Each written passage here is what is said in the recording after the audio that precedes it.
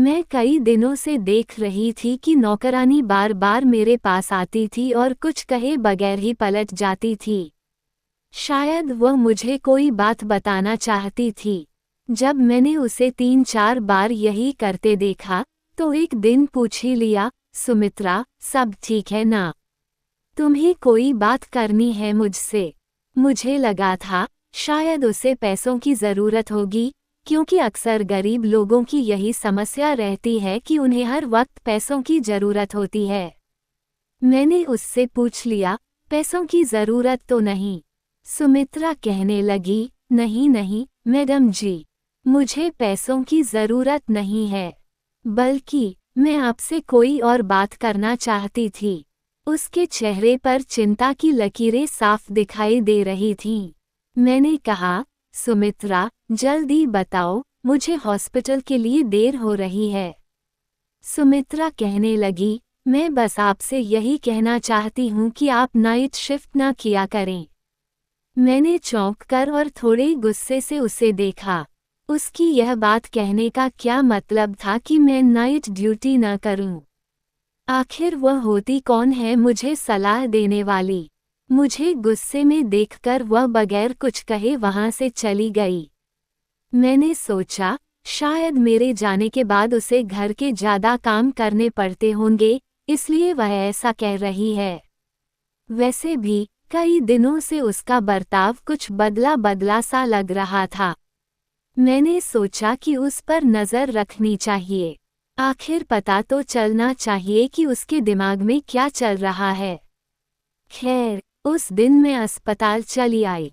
वैसे तो मैं दिन की ड्यूटी ही किया करती थी, लेकिन पिछले 4 साल से मैं नाइट शिफ्ट कर रही थी और मुझे इसमें इसलिए भी कोई समस्या नहीं होती थी कि अब तो बच्चे बड़े हो गए थे।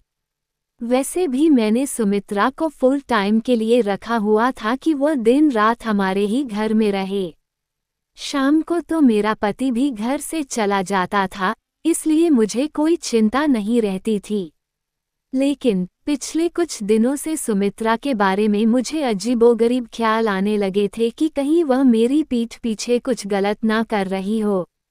अक्सर मैं अपने साथ वाली औरतों से बातें सुनती थी कि ऐसे ही कोई औरत अपने घर को अपनी नौकरानी के हवाले छोड़कर नौकरी करती थी तो उसके पति ने उसकी नौकरानी से ही अफेयर चला लिया और चुपकर उससे शादी भी कर ली।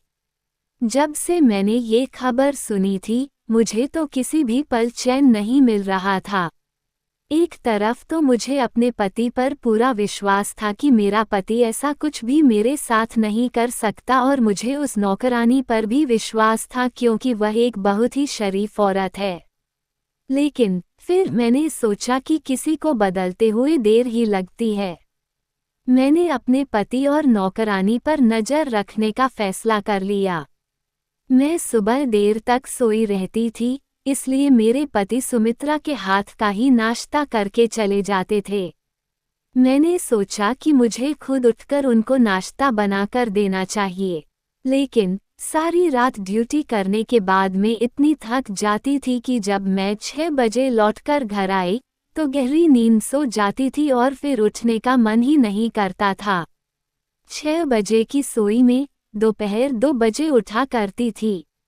लंच करने के बाद मैं अपने प्राइवेट क्लिनिक पर बैठ जाया करती थी, क्योंकि अस्पताल की नौकरी के अलावा मैंने एक प्राइवेट क्लिनिक भी बना रखा था जिसमें मैं गरीब लोगों का मुफ्त में इलाज किया करती थी। क्लिनिक से आने के बाद, शाम की चाय पीने के बाद मैं अस्पताल चली जाया करती थी। कभी कभी मेरे पति मुझसे शिकायत भी करते कि, सोमैया, तुमने तो अपनी जिंदगी को इतना बिजी कर लिया है कि उसमें मेरे लिए टाइम ही नहीं है। आखिर मुझे भी तुम्हारी जरूरत महसूस होती है। लेकिन मेरे पति बहुत अच्छे थे। मैं उन्हें बहुत जल्दी मना लिया करती थी और वह भी मेरी बात को समझ जाया करते थे। जिंदगी की यही रूटीन चल रही थी। कुछ दिन तो यूं ही सुकून से गुजर गए। मुझे ऐसी कोई भी बात नजर नहीं आई, तो मैं भी कुछ सुकून से हो गई थी। लेकिन सुमित्रा एक दिन फिर मेरे पास आई और कहने लगी, मैडम जी, अगर आप मेरी बात माने तो आप अपनी ड्यूटी दिन की समय में करवा लो। आपके जाने के बाद आपके हिस्से की सजा मुझे भुगतनी पड़ती है। इस बार वह बहुत गुस्से से कह रही थी और अपनी बात खत्म करके वहां से जा चुकी थी। उसकी बात सुनकर मैं तो हैरान रह गई थी कि मेरे हिस्से की सजा का क्या मतलब था। कहीं वह मेरे हिस्से का समय मेरे पति के साथ तो नहीं गुजर रही थी। ये सोचते ही मेरे कदमों तले से जमीन जैसे सरकने लगी थी। मेरा विश्वास, जो मेरे पति के ऊपर था, वह डगमगाने लगा था। लेकिन फिर मैंने सोचा कि नहीं, ऐसा नहीं हो सकता, वह बस ऐसे ही कह रही होगी। लेकिन फिर भी मुझे जानना तो चाहिए कि आखिर उसकी इस बार बार की जिद के पीछे मकसद क्या था। कि मैं नाइट शिफ्ट ना करूं, दिन की ड्यूटी कर लूं। मैं एक डॉक्टर थी और मैंने सारी जिंदगी ईमानदारी से काम किया था और कभी किसी का एहसान नहीं लिया था। अस्पताल वाले जो भी ड्यूटी लगाते हैं, मैं खुशी से उसे स्वीकार करती थी और पूरी लगन से उसको निभाती थी। अभी भी नाइट शिफ्ट के लिए बात कर रखी थी कि मैं नाइट ड्यूटी कर लूंगी, मुझे कोई दिक्कत नहीं है, और अब इसे मैं अचानक से छोड़ नहीं सकती थी। मेरी बात खराब हो जाती। इतने सालों से मैं मेहनत से काम कर रही थी और कभी मैं अपनी बात से नहीं मुकरी थी। पूरे स्टाफ को मेरे ऊपर बहुत ज़्यादा भरोसा था, लेकिन मैं इस तरह अपने घर को तोड़ना भी नहीं चाहती थी।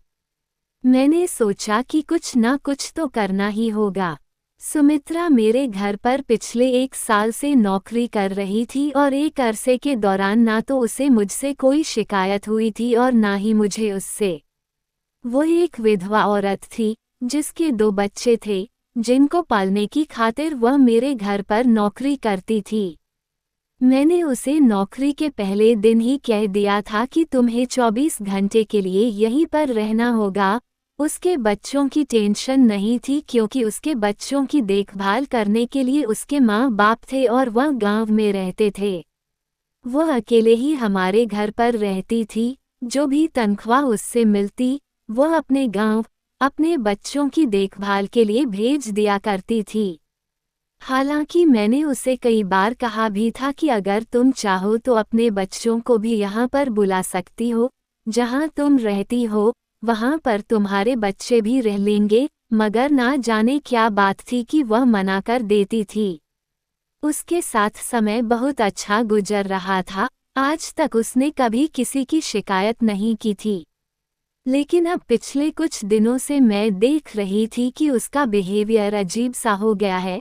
वह बस हर बार मुझे एक ही बात कहती रहती कि मैडम जी, अपनी ड्यूटी दिन के समय करवा लो, रात को घर पर रहा करो। मुझे कुछ समझ नहीं आती थी, आखिर रात को ऐसा घर पर क्या होता है जिसकी वजह से वह इतना घबराकर मुझे ये बात कहती है। एक दिन ऐसा हुआ कि मैं ड्यूटी पर थी कि अचानक एक नर्स मुझे आकर कहने लगी कि कोई औरत है, बड़ी दूर से आपसे मिलने आई है। मैंने पूछा क्या वह कोई मरीज है, क्योंकि इस वक्त मेरी ड्यूटी इमरजेंसी में थी।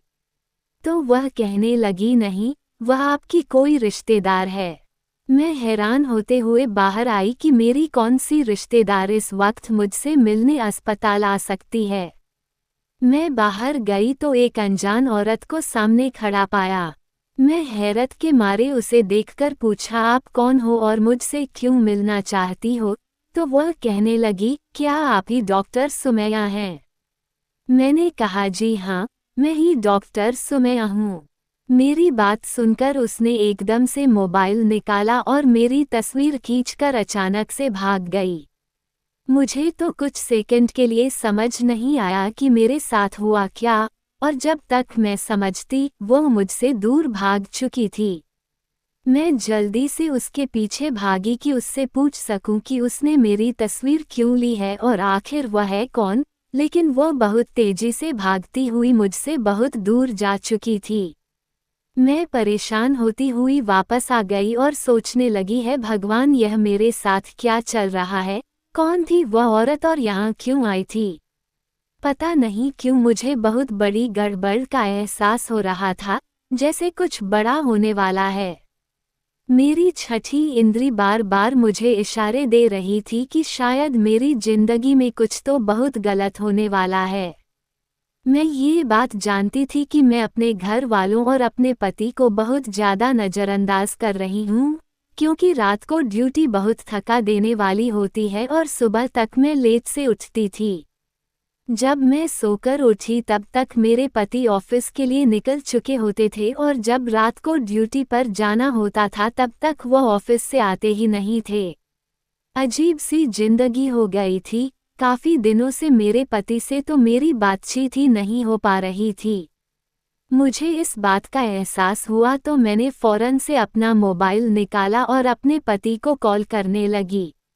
मैंने सोचा कम से कम फ़ोन पर ही बात कर लूं, लेकिन मेरे पति मेरा फ़ोन नहीं उठा रहे थे। फिर मैंने उनके ऑफिस के नंबर पर कॉल की, तो उनकी सेक्रेटरी ने बताया कि वह तो पिछले कई दिनों से दफ्तर ही नहीं आ रहे।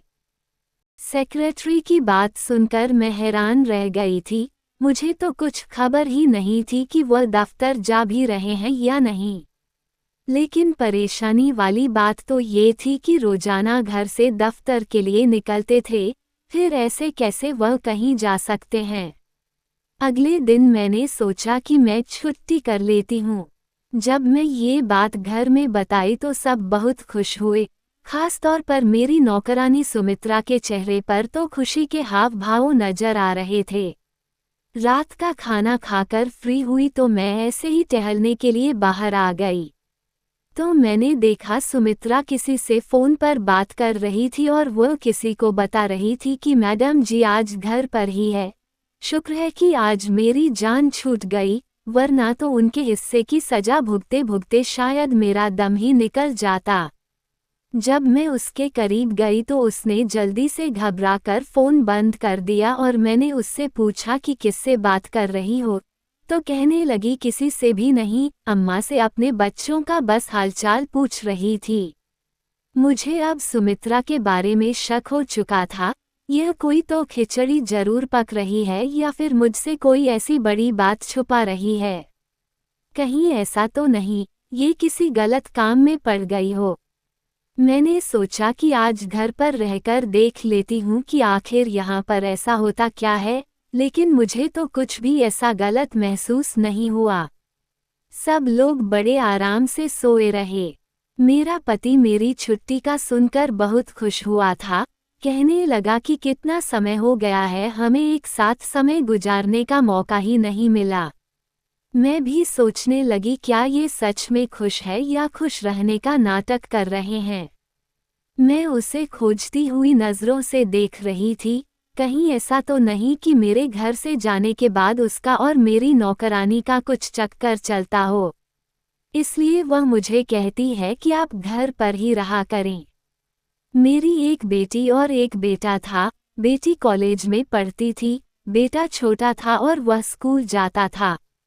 इस घर में हम बस 4 ही लोग थे और मेरा ख्याल था कि इतने सारे लोगों के लिए सिर्फ एक ही नौकरानी काफ़ी है। इसलिए मैंने कभी सुमित्रा के अलावा किसी और को रखने के बारे में सोचा ही नहीं।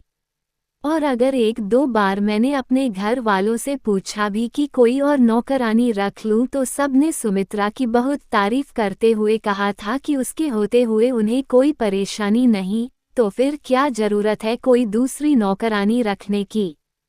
तो मैं भी सुकून से हो गई थी। लेकिन कुछ दिनों से मैं देख रही थी कि सुमित्रा और मेरी बेटी रिया आपस में कुछ ज़्यादा ही प्यार से रहने लगे थे। रिया हर वक्त सुमित्रा के आसपास रहती, कभी उसके कमर में बाहें डाले खड़ी होती, कभी उसके गालों पर प्यार कर रही होती। मुझे ये देखकर बहुत अजीब लगता था, आखिर वह सुमित्रा को इतना प्यार क्यों करने लगी थी। मैं ये भी देख रही थी कि रिया तो सुमित्रा के करीब जाने की कोशिश करती थी, उसे प्यार करने की कोशिश करती थी, लेकिन सुमित्रा उससे दूर भागती थी। खैर उस दिन मैंने पूरा दिन और पूरी रात घर पर रहकर देख लिया था। मैं अस्पताल भी नहीं गई थी और क्लिनिक पर भी नहीं बैठी थी। मुझे कुछ भी गलत दिखाई नहीं दिया था, सिवाय इसके कि मेरी बेटी रिया सुमित्रा के कुछ ज़्यादा करीब होने की कोशिश कर रही थी।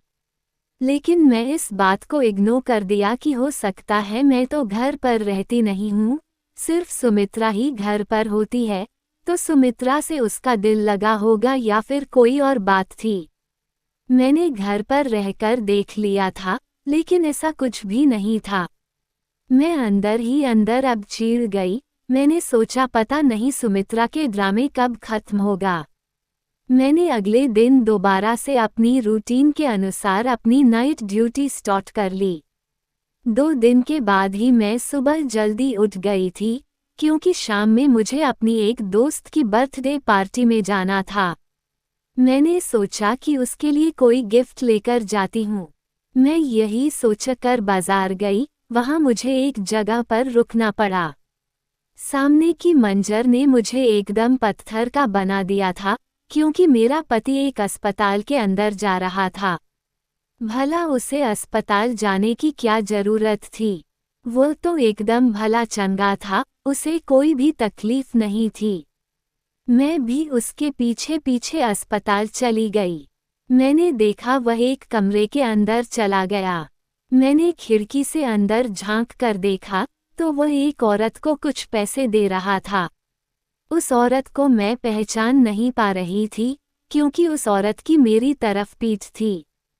उस औरत को पैसे देने के बाद और उसे हाथ मिलाकर मेरा पति जल्दी से बाहर चला गया।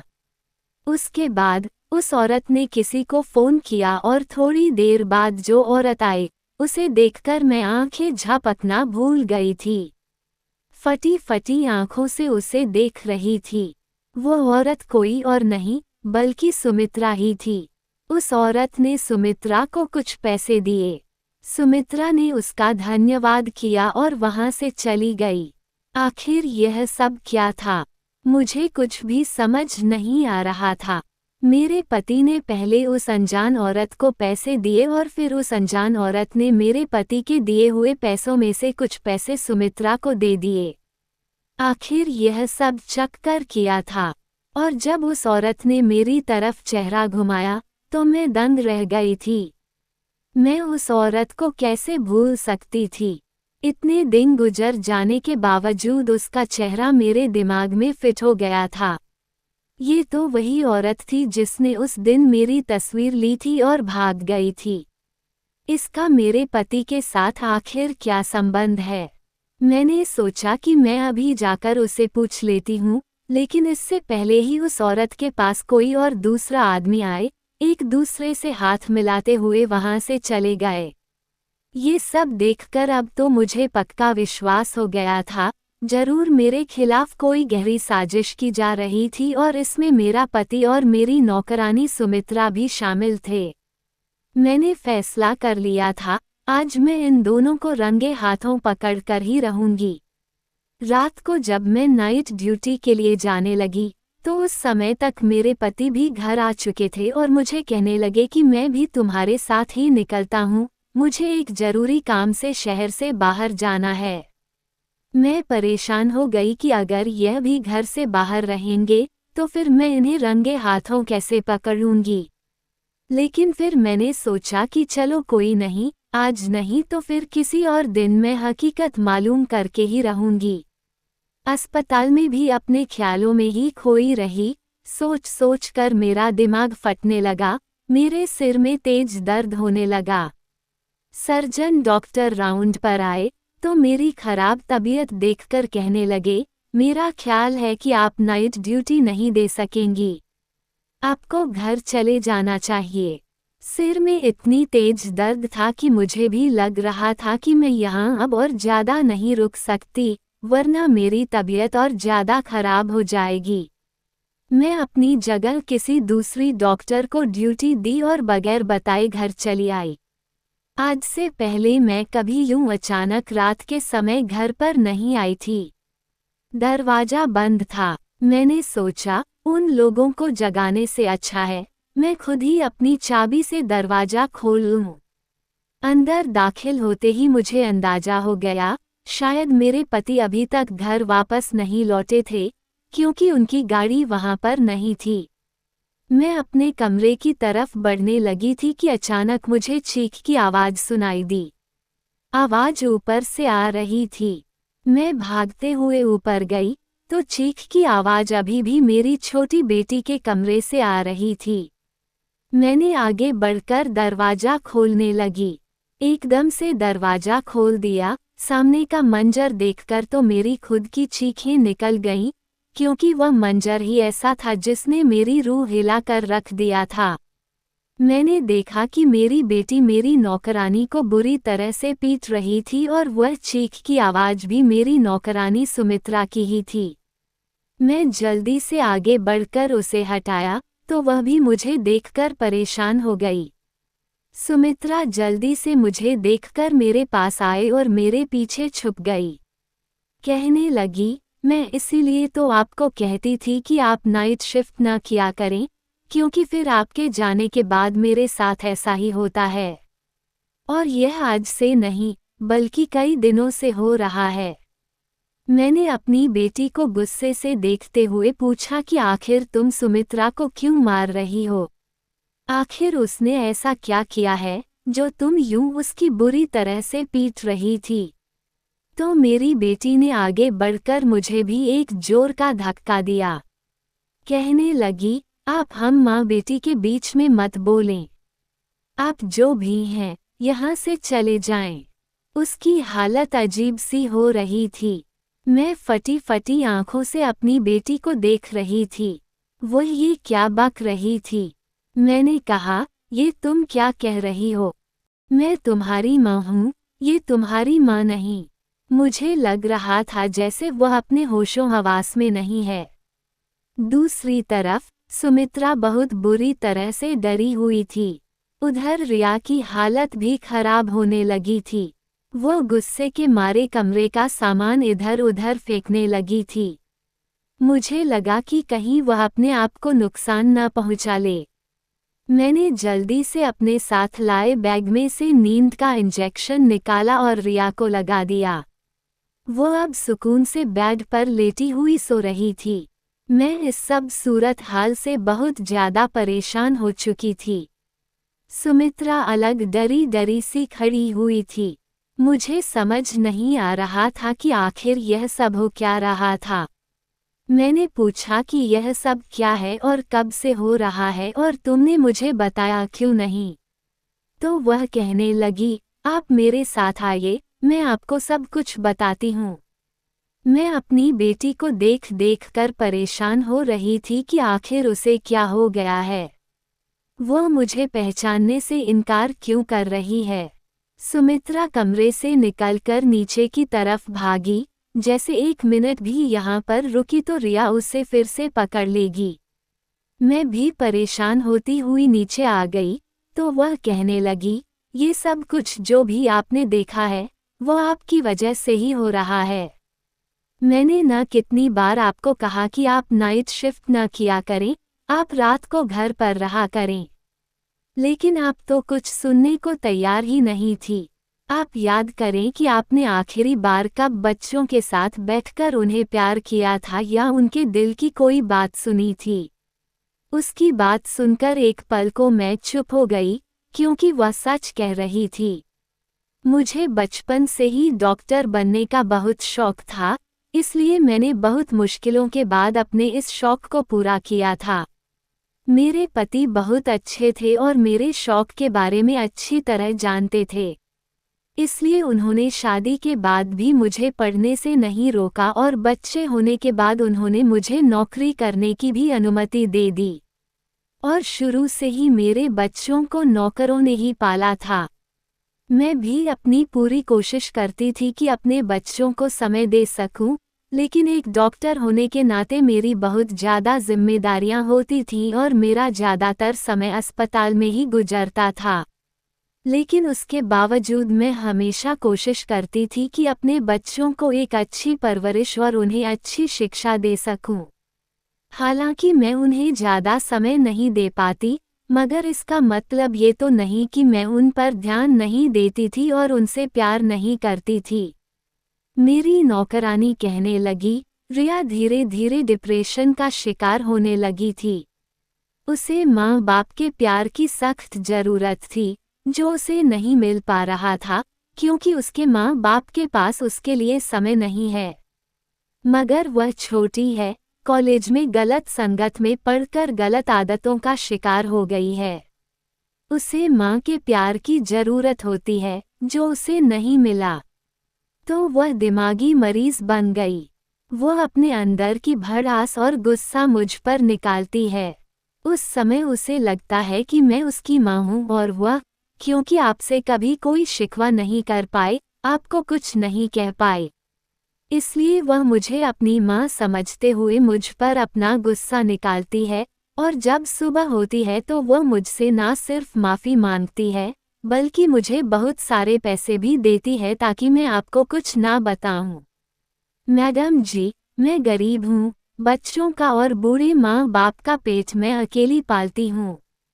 रात को जो मारपीट और तकलीफ में सहती थी, सुबह जब आपकी बेटी मुझे पैसे देती है तो मैं भूल जाती थी कि रात को मैंने क्या तकलीफ सही थी। एक बार दिन में जब रिया मुझसे माफ़ी मांग रही थी और मुझे पैसे देने लगी, तो मैंने रिया से कहा, रिया, तुम मेरे ऊपर बहुत जुल्म करती हो, मुझे तुम्हारे पैसे नहीं चाहिए। मैं तुम्हारी माँ को तुम्हारी सारी बातें बता दूंगी। तुम पागल हो, तुम्हें तुम्हारी माँ पागल खाने में डाल देगी, तब तुम्हारी अक्ल ठिकाने आएगी। पागल खाने का नाम सुनकर रिया डर गई और उसी डर से उसने मुझे धमकाना शुरू कर दिया कि अगर तुमने मेरी माँ को कुछ भी बताया, तो मैं तुम्हारी जान भी ले लूंगी। रिया दिमागी मरीज और धीरे धीरे उस पर पागलपन के दौरे भी पड़ने लगे थे, इसलिए मैं डर गई और आपको कुछ भी नहीं बता पा रही थी। आपको सारी बात तो नहीं बता सकती थी, लेकिन आपको यही कहती थी कि आप घर पर रहा करें। मैंने सुमित्रा से पूछा, सुमित्रा, ये सब कब से हो रहा है? सुमित्रा ने मुझे बताया, मैडम जी, ये पिछले 1 साल से चल रहा है। रिया का व्यवहार मेरे प्रति कभी तो पानी की तरह होता है, कभी कभी लाड और प्यार से जिद करती है, तो कभी कभी अपना सारा गुस्सा मेरे ऊपर निकाल देती है। कभी सारी रात मुझे अपने मनपसंद खाने बनवाकर मेरे हाथों से खाने की जिद करती है। वो सब कुछ जो एक बेटी अपनी माँ से चाहती है, वह मुझसे कहती थी कि मैं उसकी माँ बनने का नाटक करूं, उसे वह सब खुशियाँ दूं जो एक माँ अपने बच्चों को देती है। और जब मैं उसकी जिद पूरी करने से मना कर देती, तो वह गुस्से से पागल हो जाती है और मुझे पीटने लगती है। सुमित्रा की बातें सुनकर मुझे अब समझ आया कि सुमित्रा क्यों कहती थी कि मैडम जी, आपके हिस्से की सजा मुझे भुगतना नहीं पड़ती है, क्योंकि शायद वह सारा गुस्सा मेरे लिए होता था जो मेरी बेटी सुमित्रा पर निकाल देती थी। मैं तो कभी सोच भी नहीं सकती थी कि मेरे बच्चों के साथ यह सब चल रहा होगा। लेकिन मेरे पति का उस दिन उस औरत से मिलने का क्या प्लान था जिसने मेरी तस्वीर खींची थी, और यह सब सुमित्रा के अलावा और कोई नहीं बता सकता था। मैंने फौरन उससे पूछा तो वह कहने लगी, मैडम जी, आप तो मेरी कोई भी बात सुनने को तैयार ही नहीं थी। तो मैं आपकी बेटी की जो भी हालत थी, वह आपके पति को बता दिया। उन्होंने एक डॉक्टर से बात की और अपनी बेटी की पूरी हालत के बारे में उस डॉक्टर को बताया और डॉक्टर से विनती भी कि किसी तरह मेरी बेटी को ठीक कर दें। आपके पति नहीं चाहते थे कि आपको सारे मामले के बारे में पता चले और आप गिल्टी फील करें। वह औरत वही साइकियाट्रिस्ट थी। आपके पति ने उस साइकियाट्रिस्ट से हाथ जोड़कर विनती की थी कि मेरी पत्नी को इस बारे में कुछ नहीं पता चलना चाहिए। वह भी एक डॉक्टर है और दिन रात लोगों की सेवा करती है। आपके पति कह रहे थे, मैं चाहता हूँ कि मेरी पत्नी यह सब कुछ जानने से पहले ही मेरी बेटी ठीक हो जाए। उस डॉक्टर ने आपके हॉस्पिटल का एड्रेस ले लिया था और उस दिन भी आपके पति उस डॉक्टर को उसकी फीस दे रहे थे। मैं डॉक्टर की मदद कर रही थी। वह जब भी मुझे अपने क्लिनिक बुलाती, मैं चली जाती थी और वह मुझे आपकी बेटी के बारे में सवाल जवाब करती थी। इसलिए उसने उस दिन मुझे भी कुछ पैसे दिए थे। उस दिन आपने हमें देख लिया होगा। एक दिन उस डॉक्टर ने मुझे बताया था कि मैं तुम्हारी मालकिन की कुछ तस्वीरें ली है। मुझे हैरत हुई। मैंने उस डॉक्टर से पूछा कि आपने मेरी मालकिन की तस्वीर क्यों ली है, तो वो डॉक्टर कहने लगी, इसलिए ताकि मैं तुम्हारी मालकिन को शक में डालना चाहती थी। अब वह शक में पड़ गई है, तो वह अब अपने घर पर ध्यान देगी और अपने बच्चों पर भी ध्यान देगी। उसे लगेगा कि जरूर कुछ ना कुछ खिचड़ी मेरे घर में पक रही है और वह अपने घर पर ध्यान देने लगेगी। मैं तुम्हारी मालकिन को सब कुछ नहीं बता सकती, क्योंकि तुम्हारे मालिक ने मुझे कुछ भी बताने से मना कर रखा है। लेकिन इस तरह शक में पड़कर वह कुछ तो अपने बच्चों पर ध्यान देगी। सुमित्रा की सारी बातें सुनकर मुझे सब कुछ समझ आ गया था। मेरा सिर शर्मिंदगी से झुक गया था। अपने शौक को पूरा करते करते मैं अपने बच्चों और अपने परिवार को इग्नोर कर बैठी थी। मेरे 2 बच्चे थे और कैसे पले बड़े, मुझे कुछ होश नहीं था। मेरी बच्ची शुरू से ही अपने आप में मगन रहने वाली थी और मैंने कभी उसे पर ध्यान ही नहीं दिया जिसकी वह हकदार थी। लेकिन मैं क्या जानती थी कि उसका यह नतीजा निकल सकता है। उस वक्त मुझे समझ आया कि हम माँ बाप को अपने करियर के पीछे इतना भी पागल नहीं होना चाहिए कि अपने बच्चों को ही इग्नोर कर दें। मेरे पति को मुझे पर बहुत मोहब्बत थी, इसलिए वह नहीं चाहते थे कि मैं पछतावे की आग में जलूं। इसलिए वह खुद सारे मामले को डील करना चाह रहे थे।